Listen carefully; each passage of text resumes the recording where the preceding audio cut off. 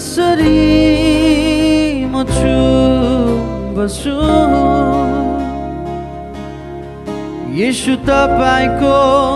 अनुग्रहलाई देखी कसरी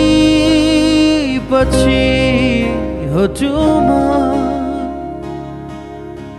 येशू तपाईको बलिदानलाई सम्झी कसरी